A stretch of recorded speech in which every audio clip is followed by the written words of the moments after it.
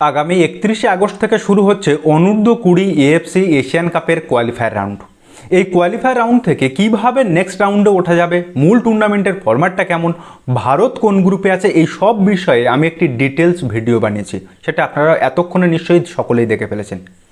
কিন্তু আজকে আমি যে ভিডিওটা আপনাদের সামনে নিয়ে এসেছি ভারতের অনূর্ধ্ব-20 দলটিকে নিয়ে, এই দলটাতে এমন কিছু প্লেয়ারকে ইনক্লুড করা হয়েছে বা তাদেরকে ডাকা হয়েছে যেটা ভারতীয় ফুটবলের বয়সভিত্তিক দলের ইতিহাসে কিংবা ভারতীয় ফুটবলের ইতিহাসে একটা যুগান্তকারী সিদ্ধান্ত রূপে চিরকালের জন্য রয়ে যাবে। এই অনূর্ধ্ব-20 এএফসি কোয়ালিফাইং রাউন্ডে যাওয়ার আগে ভারতের অনূর্ধ্ব-20 দল সিঙ্গাপুরের অনূর্ধ্ব-20 দলের সঙ্গে দুটি ফ্রেন্ডলি ম্যাচ খেলছে নিজেদের প্রস্তুতি হিসাবে, এবং যে ম্যাচটি খেলা হবে বেঙ্গালুরুতে আজকে 3রা আগস্ট এবং আগামী 6ই আগস্টে। তো এই দুটি ম্যাচের জন্য ভারতের অনূর্ধ্ব-20 দলে মোট 30 জনের একটা স্কোয়াড ঘোষণা করা হয়েছে। যে স্কোয়াডে এমন কয়েকটি প্লেয়ারের নাম আছে যে প্লেয়ারের নাম শুনলে আপনি জাস্ট অবাক হয়ে যাবেন যে ভারতীয় ফুটবলে আসলে কি ঘটতে চলেছে বা কি ঘটছে সেটা সম্পর্কে অনেকটা ধ্যান ধারণা আপনার পরিষ্কার হয়ে যাবে। তো এই 30 জনের স্কোয়াডে আমরা যেমন বেশ কিছু পরিচিত নাম আমরা দেখতে পাচ্ছি, তার মধ্যে যেমন আছে সুমিত শর্মা ডিফেন্ডার, আশিক অধিকারী, অনিকেত যাদব, গাংতে, আপনার মোহাম্মদ আরবাজ, শামি, গুনেলেবা কিংবা উমং ডুডুর মতো প্লেয়ার। একই সঙ্গে এই দলে এমন 3 জন প্লেয়ারকে ডাকা হয়েছে যারা বিদেশের লিগে খেলে, এবং এদের মধ্যে একজনকে তো বিদেশের সেই দেশের আন্ডার-23 দলের তিনি কল আপও পেয়েছিলেন, কিন্তু সে সেই ডাক উপেক্ষা করে ভারতের হয়ে খেলতে এসেছে। ইয়েস, ঠিকই শুনছেন। তো চলুন আমরা সেই প্রথম প্লেয়ারটাই জেনে নিই, যেটা আপনারা ইতিমধ্যে অনেকেই জানেন, আমি অনেক ভিডিওতে আপনাদের বলেছি, তবু আরও একটু রিভাইজ করার জন্য। তো প্রথম প্লেয়ারটির নাম হলো Yohan Benjamin.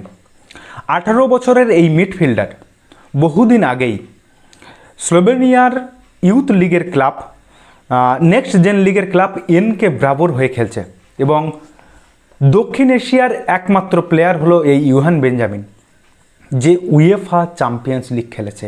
Youth champions league যেটা বলা হয় সেটা কিন্তু খেলেছে এই ইউহান বেঞ্জামিন। শুধু তাই নয়, 2024-25 মরশুমে বাংলাদেশকে হারিয়ে যে ভারতের অনূর্ধ্ব-19 দলটা সাব টুর্নামেন্ট জিতেছিল বা চ্যাম্পিয়ন হয়েছিল, সেই দলের অন্যতম সদস্য ছিল এই ইউহান বেঞ্জামিন, এবং যে দলের কোচ ছিলেন বিবিয়ানো ফার্নান্ডেজ। শুধু তাই নয়, 2025-26 সিজনে নেক্সট জেন লিগে স্লোভেনিয়ার এনকে ব্রাভোর হয়ে তারা ওই টুর্নামেন্টটা অনূর্ধ্ব-19-এর টুর্নামেন্টটাও কিন্তু জিতেছে এই ইউহান বেঞ্জামিন। এবারে আসে দ্বিতীয় প্লেয়ার অগস্তো ভাটের কথায়। 19 বছরের এই স্ট্রাইকার বা ফরওয়ার্ড পজিশনে খেলা প্লেয়ারটি আন্ডার-20-র যে ফ্রেন্ডলি ম্যাচটা হচ্ছে সিঙ্গাপুরের সঙ্গে, তার জন্য এই দলে ডাক পেয়েছে, এবং এই অগস্তো খেলে কিন্তু ইউরোপের টপ কান্ট্রির একটা দেশ স্পেনের ইউথ ডেভেলপমেন্ট লিগের ক্লাব অ্যাটলেটিকো দে মার্বেলাতে, এবং যে স্প্যানিশ ফুটবলকে ট্যাকটিক্যাল ওয়ে বা ট্যাকটিক্যাল মুভ বা টেকনিক্যাল স্টাইলের জন্য পরিচিত বা টেকনিক্যাল স্টাইলের আঁতুর ঘর বলা চলে যে স্প্যানিশ ফুটবলকে, যেটা 2026 বিশ্বকাপে সকলেই দেখেছে, ওই রকম ভয়ঙ্করতম ফ্রান্সকে টোটালি আটকে দেওয়া, কিংবা ফাইনালে আর্জেন্টিনার মতো দল মেসির মতো প্লেয়ারকে পুরো একটা গোলের শট না নিতে দেওয়ার যে ট্যাকটিক্যাল মুভ, যে ট্যাকটিক্যাল স্টাইল তারা দেখিয়েছে, সেটা কিন্তু আবার গোটা বিশ্ব চাক্ষুষ করেছে। আর সেই রকমই একটি দেশের ইউথ লিগে খেলছে ভারতের এই অগস্তো ভট, এবং সেখানে সে ফুটবলের পার্টটা নিয়ে ভারতীয় দলে এসে নিজের প্রতিভার বিচ্ছুরণ দেখাবে। এটা জাস্ট আনথিঙ্কেবল এবং একটা যুগান্তকারী সিদ্ধান্ত ছাড়া আর কেই বা বলতে পারেন আপনি, বলুন। এবারে আসি এই লিস্টের তৃতীয় তথা শেষ প্লেয়ার, এবং এই লিস্টের সব থেকে ইন্টারেস্টিং, যার কেরিয়ার গ্রাফ বলা যেতে পারে, মোহাম্মদ হাতিম আলী।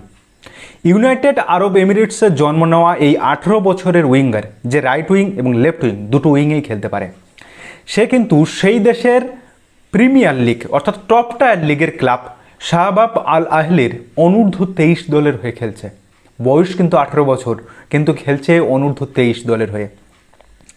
সে দেশের টপ লিগের আন্ডার-15 মানে অনূর্ধ্ব-15, 16 এবং 17 এই 3টি বয়সভিত্তিক টুর্নামেন্টের সর্বোচ্চ গোল স্কোরার ছিল এই হাতিম আলী। এবং ওভারঅল যদি তার স্ট্যাটিস্টিক্স দেখি, তবে সে 80টার উপরে গোল করেছে এবং 40টার উপরে অ্যাসিস্ট আছে। 120টা গোল প্লাস অ্যাসিস্ট। জাস্ট একবার ইমাজিন করুন কি লেভেলের একটা প্লেয়ার ভারতীয় দলে যোগ দিতে চলেছে। এবং সবথেকে ইন্টারেস্টিং ফ্যাক্ট কি জানেন, এই যে 31শে আগস্ট থেকে অনূর্ধ্ব-20 এএফসি এশিয়ান কাপের কোয়ালিফাইং রাউন্ড শুরু হচ্ছে, সেখানে ইউএইর অনূর্ধ্ব-20 দলে ডাক পেয়েছিল এই হাতিম আলী। কিন্তু মাতৃভূমির টানে সেই ইউএইর ডাককে উপেক্ষা করে সে ভারতের অনূর্ধ্ব-20 দলে যোগ দিয়েছে ভারতের হয়ে প্রতিনিধিত্ব করার জন্য। এর চেয়ে বড় খবর বা বড় নিউজ কি আর কিছু হতে পারে? বিদেশের টপ লিগে খেলা 3টে প্লেয়ার যারা ইন্ডিয়ান অরিজিন, তারা ভারতীয় অনূর্ধ্ব দল বা ভারতের একটা বয়সভিত্তিক ফুটবল দলে ডাক পেয়েছে এবং তারা সেখানে রীতিমতো ভারতের হয়ে প্রতিনিধিত্ব করতে চাইছে। এটা যে ভারতীয় ফুটবলের জন্য একটা উন্মুক্ত দ্বার খুলে দিয়েছে, একটা নতুন রাস্তা দেখিয়ে দিয়েছে। এটাকে আপনি যুগান্তকারী সিদ্ধান্ত বলবেন না তো আর কী বা বলবেন? আর এই সমস্ত বিদেশের টপ লিগে খেলা ইন্ডিয়ান অরিজিন প্লেয়ার যখন ভারতের বয়সভিত্তিক দলে সুযোগ পেতে শুরু করে, তখন কিন্তু এটা প্রমাণিত হয় যে ভারতীয় দলের এই ভারতীয় নীল জার্সিটা পরার শুধুমাত্র তারাই যোগ্য যারা এই জার্সিটার ভার বহন করতে পারে, যারা ভারতের জাতীয় পতাকাকে বিশ্ব মঞ্চে গর্বিত করতে পারে, যারা ভারতকে বিশ্ব মঞ্চে তাদের নিজেদের প্রস্ফুটিত করতে পারে, আলোক দ্যুতিতে ভরাতে পারে। এবং এখান থেকে পরবর্তী পদক্ষেপ হিসাবে ইন্ডিয়ান অরিজিন প্লেয়ার যারা বিদেশে খেলছে তারা তো ইনক্লুড হতে শুরু করে দিয়েছে অলরেডি। তাহলে এর পরবর্তী পদক্ষেপ কি হতে পারে? ওসিআই প্লেয়ার যারা ওসিআই কার্ড হোল্ডার, তাদেরকে স্পোর্টস পাসপোর্ট দিয়ে ভারতীয় দলে অন্তর্ভুক্ত করার প্রয়াসটা কি এরপরে আর দূরে মনে হচ্ছে আপনাদের? অবশ্যই কিন্তু কমেন্ট করে জানাবেন। তো যাই হোক, আজকের ভিডিওটা এখানে শেষ করলাম। ভিডিওটা যদি ভালো লাগে তাহলে অবশ্যই আপনার বন্ধুবান্ধব ও চেনা জানা মানুষের মধ্যে শেয়ার করে তাদেরকেও জানার সুযোগ করে দেবেন। তো দেখা হচ্ছে পরের ভিডিওতে। ততদিন ভালো থাকবেন, সুস্থ থাকবেন আর অবশ্যই নিজের খেয়াল রাখবেন। ধন্যবাদ।